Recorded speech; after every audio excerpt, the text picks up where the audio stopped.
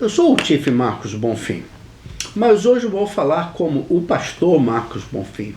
É um lado da minha vida que provavelmente 90 ou 95% das pessoas que me acompanham na minha mídia não sabem que eu sou um pastor ordenado. Fui ordenado em 1986 em Kentucky, quando eu estava para terminar meu bacharel em cuidados pastorais e fui ordenado pastor. Em 1991, comecei a fazer uma outra universidade, Gardner Webb University, em Carolina do Norte, e me formei em bacharel em educação religiosa e logo após, dando continuidade no meu estudo, fiz o meu mestrado em Christian Ministry, Ministério Cristão. Bom, enfim, e durante esse período eu comecei a trabalhar na Baptista Metrolina Ministry como um missionário, como diretor internacional de ministérios. A minha responsabilidade era de começar as igrejas, identificar grupos étnicos de outras línguas, de outras culturas, colocar junto e buscar a liderança para que pudesse dar continuidade àquele ministério. Mas o que eu quero falar para você, a razão que eu estou trazendo esse assunto para você é pelos fundamentalistas, né, que estão aí atuando no Brasil. E eu quero contar essa história para você, porque essa história eu passei nos Estados Unidos. E olha, isso que está acontecendo agora, eu estou revivendo o que eu passei há muitos anos atrás. É a coisa mais ridícula que tem e é totalmente contra a palavra de Deus. E as pessoas se imbuem, querem ser mais religiosos do que as outras, que na verdade é tudo aparência. Está visto aí essa Sara, essa mulher, não vou nem mencionar. Bom, e então, naquela época, havia uma briga muito grande dentro de todas as denominações, não era só a Batista do Sul, todas as denominações, entre fundamentalista e liberal. Se você não pensasse da mesma forma, você automaticamente tinha um label e ponto. Ah, você pertence ao grupo, outra. E tanto que as igrejas batistas, teve muitas delas que saíram da convenção, criaram uma outra denominação, e isso totalmente contra a palavra, o que Deus nos ensina. Exatamente isso. E eu resolvi falar isso para vocês porque eu vou contar algumas histórias que eu mesmo experimentei e passei e que me chamou muita atenção.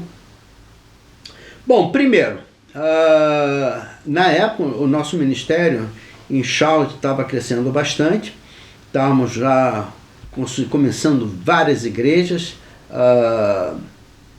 de outras línguas, de outras culturas, e até mesmo nós começamos o inglês como segunda língua para servir a comunidade, que é a comunidade internacional em Charlotte, ela é imensa, como em todos os Estados Unidos praticamente falando. E a nossa associação é uma associação muito rica, muito poderosa, talvez a associação mais forte, talvez não, era a associação mais forte de Carolina do Norte. Nós tínhamos 126 igrejas e muitas igrejas milionárias, com muito dinheiro. E o meu envolvimento não foi só em relação a começar igrejas, era ministrar pastores, famílias, buscar novos missionários e mission trip. Eu viajava muito internacionalmente com um grupo de americanos indo a outros países para falar do amor de Deus e a sua salvação, trazendo a salvação.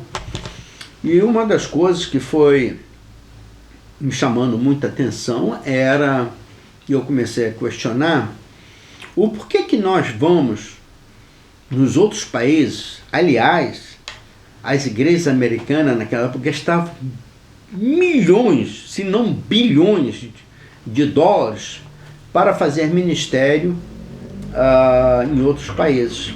Os americanos civis, os americanos, não sendo pastor, ia muitos pastores, mas muitos eram pessoas comuns que tiravam 2 semanas de férias para ir para levar a palavra de Deus. Isso era muito interessante, era uma maneira das pessoas mostrar o seu amor, a sua fidelidade por Deus, mas eu comecei a questionar uma coisa. O porquê eles iam tanto em outros países e ali na nossa vizinhança, com tantos internacionais, nós não fazíamos nada. Esse era o meu ministério, de começar as igrejas, trazer, mas eu comecei a questionar e confrontei vários pastores, igrejas imensas, e questionando isso. Pastor, por que o senhor vai em outros países, por que o senhor manda tanto dinheiro para fora e aqui o senhor não visita um hispânico, um latino, um Asia Índia, sei lá o que for? E isso, vamos dizer assim, era um confronto direto e que incomodou muita gente. E foi bom. Foi bom porque realmente aconteceu muitas coisas de positivo, vamos dizer assim, nesse desafio, nesse challenge, em relação a você confrontar a pessoa e a pensar e a refletir. Mas vamos falar dos fundamentalistas. Esse é o nosso. Eu tinha gente que veio no meu escritório e dizia assim: Pastor Marcos, posso fazer uma pergunta? Eu falei: pois não, perfeitamente. O senhor acredita que Maria era virgem? Eu ia responder, eu parei. Meu irmão, deixa eu te fazer uma pergunta. Qual é a diferença que vai fazer na sua fé se Maria era virgem ou não? Ele respondeu: nenhuma. Falei: larga a mão disso, cara. Você quer vir aqui para pegar alguma coisa para sair fazendo fofoca?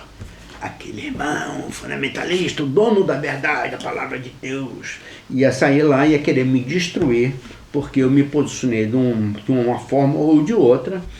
E aí a fofoca. Isso era o que acontecia constantemente em 1986 até 1900 e alguma coisa, essa briga entre fundamentalistas e liberais. Mas uma coisa que me chamava muita atenção, que eu ganhava muito bem, tinha um tremendo de um salário, um tremendo de um seguro de saúde, uma vida muito boa, muito mansa, viajei por muitos lugares no mundo, tudo pago pela associação, comecei a fazer o meu doutorado pago pela associação, e uma das coisas que eles me questionavam também era o porquê que eu não estava fazendo no nosso seminário Batista do Sul. Nós temos 5 imensos seminários, com 4.800, 5.000 alunos, por aí, enormes, em vários estados, em 5 estados nos Estados Unidos. Seminários, está falando seminário grande. E eu fui fazer meu seminário em Chicago, ao qual não pertencia a nossa denominação. No nosso grupo de doutorado éramos 15 estudantes e 14 denominações diferentes.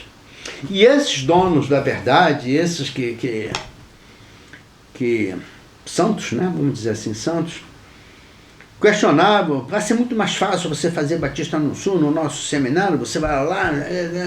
Eu falei assim: meu irmão, deixa eu te dizer uma coisa. Eu já sei como você pensa e como eu penso. Eu quero entender e aprender o porquê que aqueles 14 outros alunos de outras denominações pensam e acreditam diferentes no mesmo Deus do que eu tenho. E eu quero aprender isso.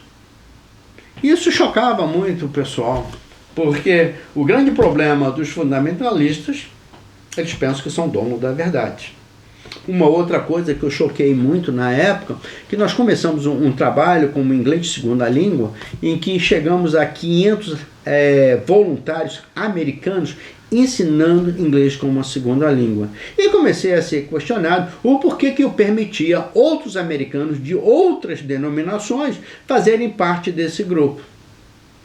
E nós tínhamos um programa oferecido pelas missões mundiais que as pessoas tinham que ser certificadas, 40 horas de treinamento para poder dar inglês como segunda língua.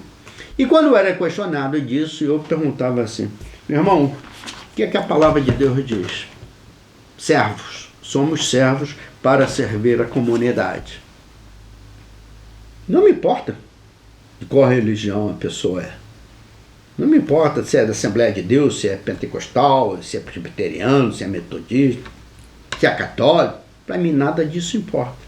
O que importa é que nós estamos aqui para servir as pessoas, assim como Jesus Cristo veio para nos servir e não ser servido.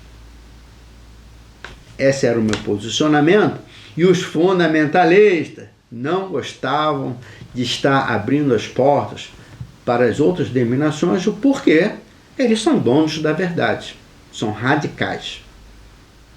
E isso me incomodava muito. Bom, no meu doutorado, mudou o deão do seminário, que era, vamos dizer assim, a segunda pessoa mais importante do seminário, e ele era Batista do Sul e veio do Texas. E aí, agora eu vou contar uma história que é um pouco, vamos dizer assim, me incomoda um pouco, me deixou muito triste por eu não ter terminado meu doutorado, mas essa é a razão que vocês vão saber hoje, é que ele era fundamentalista. E ele veio dar uma classe que era 1 hora de crédito. Ele tinha acabado de chegar do Texas, ficou com a gente naquele dia até das 8 da manhã até as 10 horas da manhã. Ele tinha que voltar outra vez para o Texas para lá fazer lá porque estava de mudança, ele tinha lá que resolver os seus problemas, e inventou coisa lá para a gente fazer na biblioteca para ele poder. E ele apresentou 2 livros para que nós fizéssemos um papel escrito de 20 páginas por aí. Eu perguntei a ele: doutor Hebe, deixa eu fazer uma pergunta para o senhor, o que o senhor espera da gente? A sua opinião. Perfeitamente. Um livro, o professor que escreveu o livro era da Universidade de Princeton, liberal. E o outro que escreveu o outro livro era do Texas, fundamentalista. Meu amigo, eu caí de pau em cima dos dois, era a minha opinião. E eu escrevi para ele lá assim: doutor Weber, eu não coloquei doutor Weber dentro da narrativa, eu não consigo entender porque vocês, PhDs, estudaram a vida toda a palavra de Deus. E hoje nós brigamos como crianças para dominar tanto um lado como o do outro. Isso era o que estava acontecendo na época, para dominar a denominação por poder e dinheiro. Eu não consigo entender isso. PhDs, está todos eles aí nas universidades, estão nos seminários, brigando, dando cabeçada, enquanto a palavra de Deus não nos ensina isso. Bom, entreguei o meu papel. O bichão não gostou não, viu? Me deu um C. Quando você está fazendo um doutorado, se você recebe um C, você não passou. No mínimo é B ou A para você continuar a progredir. Ele já naquela época, já estava com 27 horas de crédito, faltava mais 3 horas para me fazer uma outra classe sobre teses, como você organizar, para depois você fazer a sua dissertação, que essa é a parte mais pesada do seu doutorado, para você fazer a apresentação na banca em frente de 5 doutores. Bom, ele me deu C. Quando eu voltei ao seminário para fazer uma outra classe, eu fui falar com o Dr. Weber. Dr. Weber, o senhor me deu C? Eu dei. Dr. Weber, eu não consigo entender. Eu sempre fui muito de confrontar. Essa é a minha personalidade e fazer o quê, né? E falei: Dr. Weber, quando eu questionei o senhor na classe, qual era o que o senhor esperava da gente, o senhor disse a minha opinião. O senhor não tem o direito de julgar a minha opinião. É minha opinião e acabou. Mas não gostei da sua opinião. E eu, como quem diz, quem é um chefe aqui sou eu. E na verdade era. Mas olha, eu vou ser bonzinho para você. Vou te dar uma chance de você fazer o papel outra vez e quem sabe talvez você passe. Falei: doutor Ed, o que me incomoda nos dois livros, os dois são extremos. Um é liberal demais e o outro é fundamentalista demais. Os dois são donos da verdade.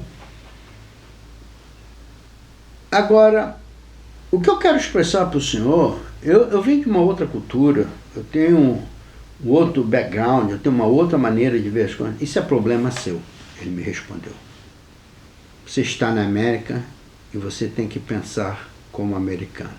Aí, meu amigo, aí esquentou o sapato aqui do pastor Marcos Bonfim.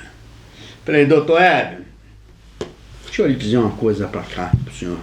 Eu vim para aqui, somos 15 estudantes, 14 diferentes denominações. O senhor é Batista do Sul, como eu sou.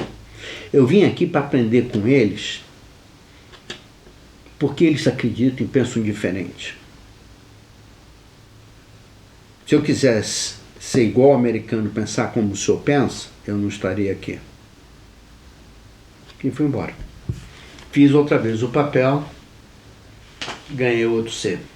Apelei, mas não consegui fazer nada e decidi não terminar o meu doutorado.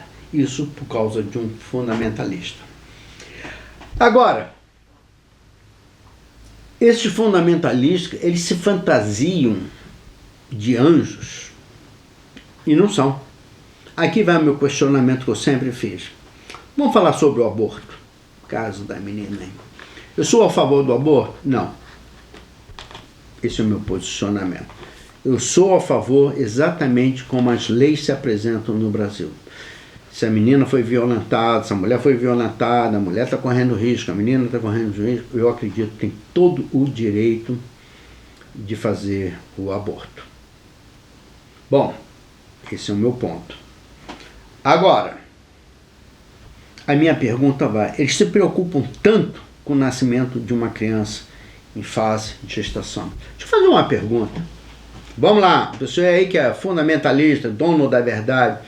Os 60 mil pessoas que morrem assassinados no Brasil, você está preocupado que eles morreram? Não.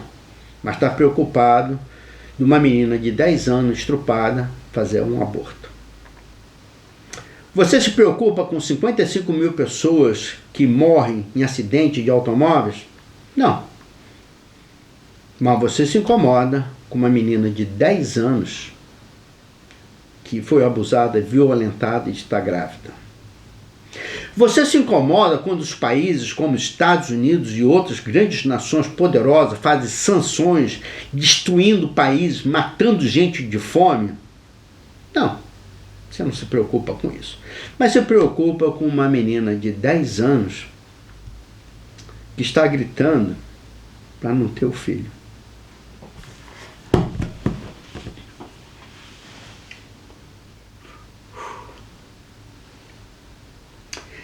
Você se preocupa com o presidente que criou uma guerra que matou milhares de pessoas, que alejou milhares de americanos? Não. Não, você se preocupa com uma menina de 10 anos que foi violentada. Eu não consigo entender isso. Eu não consigo entender isso. Tanto nos Estados Unidos, como eu sempre questionei isso. Quando o presidente Bush declarou uma guerra ilegal, imoral, uma guerra fantasiosa. Vamos lá. Você que é fundamental, vamos falar no Trump. Boa. Você que é tão cristão, o Trump teve um caso com prostituta e pagou a prostituta $130 mil para ela calar a boca. E você concorda e você apoia Trump? Que tipo de cristão você é? Ah, mas você se incomoda com uma menina de 10 anos que está sofrendo. Você se incomoda com o Trump que está cheio de processo para estourar em cima dele, assim que ele sair ele terá que responder por fraude? Que tipo de cristão é você? Ah, mas essa menina de 10 anos não pode fazer aborto. Temos que protestar, temos que estar lá na... Você se preocupa Você apoia um presidente que já tentou por várias vezes tirar o seguro de saúde de 25 milhões de americanos? Você sabe o que é isso? E você apoia Trump? Você apoia um presidente que mente descaradamente, constantemente?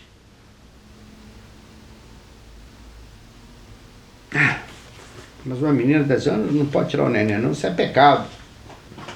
Isso é pecado.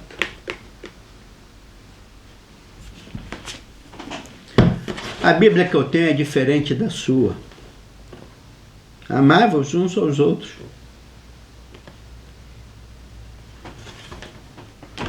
Ao qual eu falho muito nisso também. Em que eu sou culpado disso também. E para concluir, quero compartilhar uma coisa para vocês que foi um privilégio muito grande na minha vida e nunca tirei vantagem disso. Eu hoje poderia ser muito rico, pastor, reverendo. Eu tive o privilégio, vocês conhecem esse daqui? Billy Graham.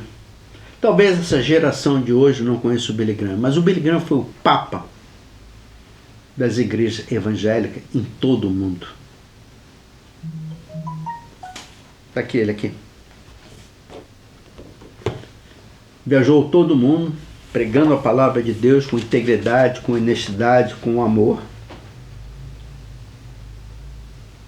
E eu tive o privilégio de fazer parte dessa equipe, a última cruzada Billy Graham. Hoje ele faleceu, está falecido. Hoje nós temos um museu em Charlotte. A associação, o escritório, a headquarter está em Asheville, em Carolina do Norte. Billy Graham extremamente influente com todos os presidentes dos Estados Unidos. Eu estou aqui. Esse daqui. Eu fui apontado por ele e pela organização, vamos dizer assim, para ser o diretor internacional da última cruzada Billy Graham. Tremendo de um privilégio. Eu me lembro, qual era o meu trabalho? Nós íamos ter, durante a cruzada, 10 línguas simultaneamente sendo traduzido na televisão. Rádio e televisão. Os fundamentalistas, os donos da verdade, me tratavam como rei porque queriam fazer parte da cruzada Billy Graham para colocar no seu currículo. Prestígio. Vocês nunca ouviram de mim falar nada sobre esse tremendo privilégio, essa honra? Talvez o único brasileiro que fez parte diretamente, encarregado do Ministério Internacional naquela cruzada. Billy Graham mandou para nós, que fizemos parte, essa foto. Esse é o estádio, Panther Stadium. Esse estádio ficava em frente ao meu escritório. Eu vi eles construírem da base, do zero. A nossa cruzada foi de setembro 26 a 29 de 1996. De 26 a 29 de setembro de 1996. Dentro desse estádio, 75 mil pessoas. Fora do estádio, 13 mil pessoas. Isso sem contar a televisão. Mas era lamentável ver os fundamentalistas brigarem para poderem estar na cruzada, para poder usar o nome do Billy Graham. Exatamente. É lamentável, gente. É lamentável. É lamentável. O que fizeram com essa menina é uma covardia.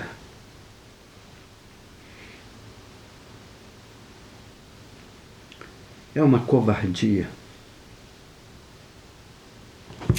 Que Deus abençoe a todos.